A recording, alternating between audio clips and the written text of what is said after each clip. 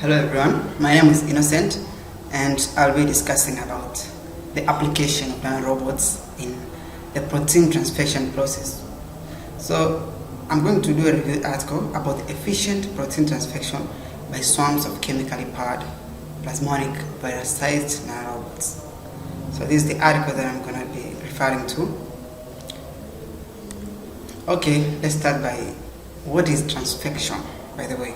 So basically transfection is a research method based on introducing nucleic acids or proteins into cells using non-viral tools. So basically the common method that was also applied to introduce this kind of materials into cell was using viruses. But this transfection process has proved to be a good tool for research.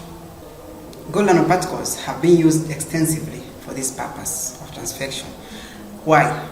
So basically it's because gold is inert, so it doesn't cause any toxicological effect to the cell, and also it's very easy to visualize and track the gold movement because it can respond to surface plasmon resonance, so we can easily visualize it. We have a plasmid or the material that we need to deliver, which are embedded to a nanoparticle, and then it can be transfected inside the cell easily through different processes.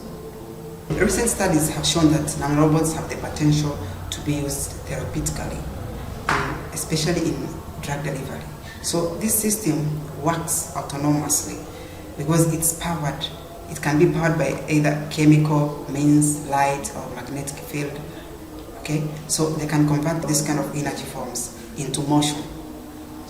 Okay, so it means that they can perform faster compared to traditional means of using either only nanomaterials or using other means like missiles, okay, or liposomes.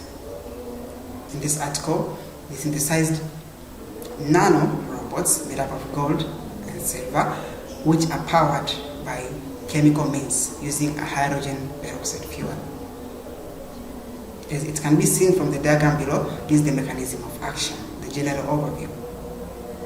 So the materials and method used here, this can be seen, basically the antibodies, different antibodies, as well as other chemicals. You can also look at the synthesis process, which involves basically 3 steps. The first step is the synthesis of gold nanorods. Then these gold nanorods, after being synthesized, they are stabilized by CTAC. Okay, so the second step involves growing the silver shell around the nanorods. As it can be seen, this kind of shell. So this is this gold and this is the silver shell. Okay. So after that, the last step involves exchange of this stabilizer with MTAP, which MTAP is more friendly, but CTAC is not friendly, so they use MTAP as a stabilizer instead. Okay, also it involves different characterization process using different machines. It can be seen here, like SEM, UVVs, and confocal microscopy. We also have biological studies on compatibility, and also some evaluation of how this performs, these nanorobots, the kinetics of these nanorobots.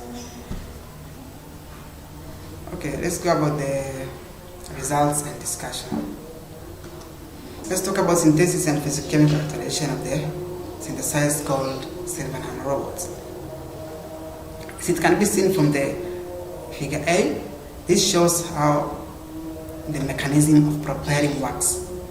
As it can be seen, the fuel, which is hydrogen peroxide, diffuses through this silver shell. So as it diffuses, what happens is that it's converted into oxygen and water. So the oxygen molecules, they are used to propel this material. So the thrust produced by oxygen gas will be used to propel the nanorobot. In figure B is an image of showing how rectangular they are, okay, with this following size, which is 68 by 33 nanometer. So also in figure C, we can see that these synthesized nanorobots, they are very stable. So because their colloidal stability is high due to the constant zeta potential. So it can be observed that with different measurements at different times, we still maintain the same value of zeta potential, which is around 8.8. So also from the EDX elemental analysis, it can be seen that within this picture, the gold core is homogeneously covered with a catalytic silver shell. So with respect to these three pictures, it can be seen that here silver is covering gold. This is evidenced by comparison of the position of these nanorobots with relative to each other. They are the same. We also have characterization by UVVs, which is evident that silver and gold were the main contribution to these nanorobots. As it can be seen that the absorption peaks are observed within the range from 400 to 600, which is characteristic to both silver and gold. Okay, the next is about the biocompatibility studies of these nanorobots. This is very important because you need to know how these nanorobots, either it can harm the biological system or it cannot. If it can cause harm to the cell, and by how much concentration, and so on. So after performing the analysis, it was observed that the gold silver nanorobots, they efficiently utilize hydrogen peroxide as a fuel, which results in the protection of cells against cytotoxicity activities. Okay, so why? It's because they can accurately convert the peroxide into oxygen and water, so these products are not harmful to the biological system, but peroxide itself is harmful to the biological system. So when you see about the viability against concentration, it can be clearly seen that when you compare the nanorobots powered with the fuel as well as the fuel only, it's observed that the nanorobots perform better even within the same concentration of the peroxide. Still the nanorobots perform better, letting the cells live, many cells live, compared to how we use the peroxide alone. It's because the peroxide is harmful to the biological system on its own, but when converted to oxygen and water, it's not harmful.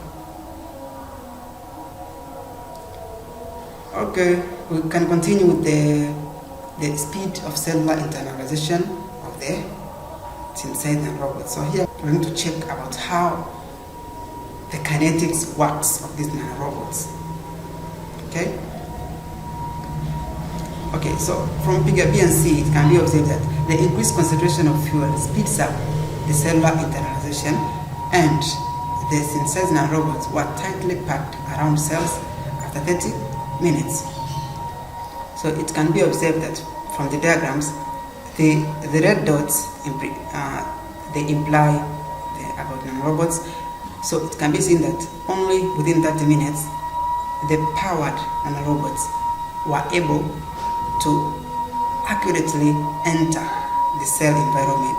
So they can be seen a lot of them surrounding the cells, while only using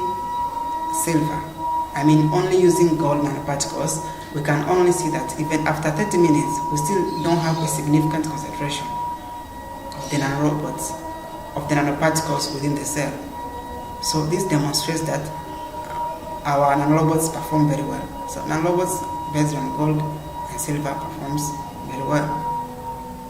So from figure C, we can see that the powered nanorobots exhibit higher integrated density as compared to non-fueled. So within the same time, for example, if we look at 30 minutes as well as 30 minutes here, for gold nanoparticles itself as well as gold silver nanorobots, if we compare them, we can see that after 30 minutes we have a very high density of these nanorobots in the cell environment compared to only using gold nanoparticles.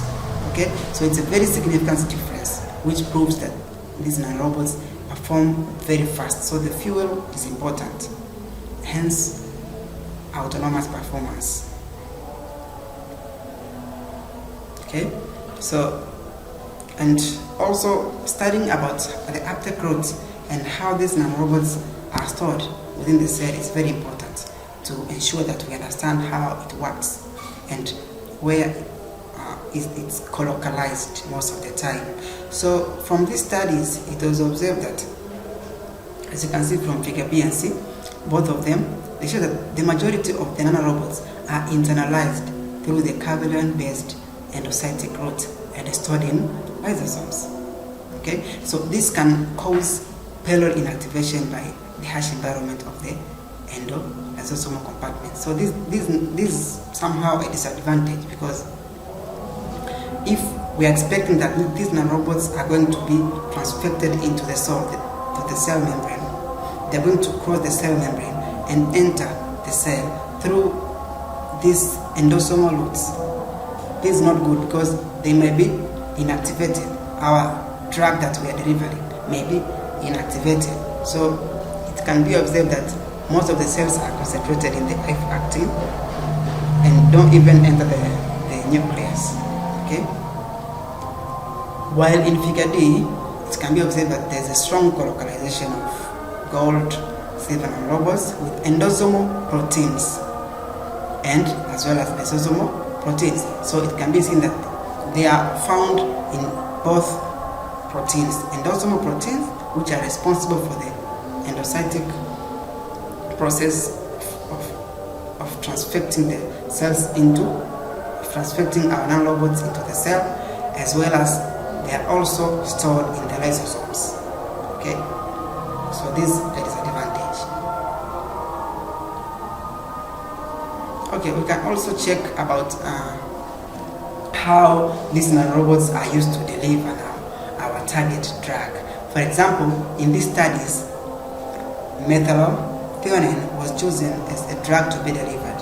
Okay, this can be used for treatment of cancer cells, especially prostate cancer. So,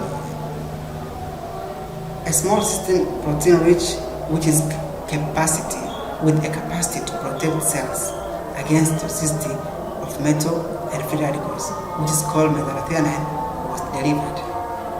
Okay, so we can see that powered nanorobots are fast at delivering the empty compared to static nanorobots. So static nanorobots, they are nanorobots which are not powered.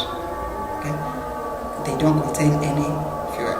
But the powered nanorobots, they are nanorobots which contain fuel. So it can be observed that there is a significant difference at every moment of time.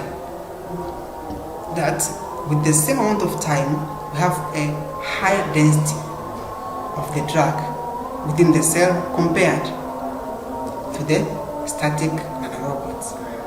Okay, so this proves how these nanorobots are useful into dynamic delivery system of the methylthionine.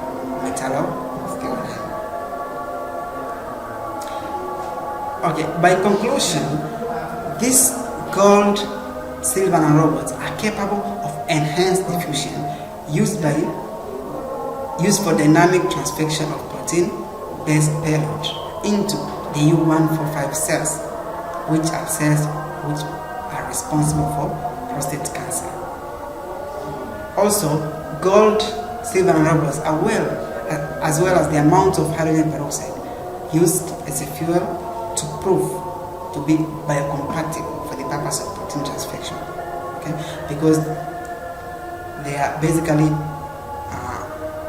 non-cytotoxic and genotoxic also. They cannot cause genotoxic damage.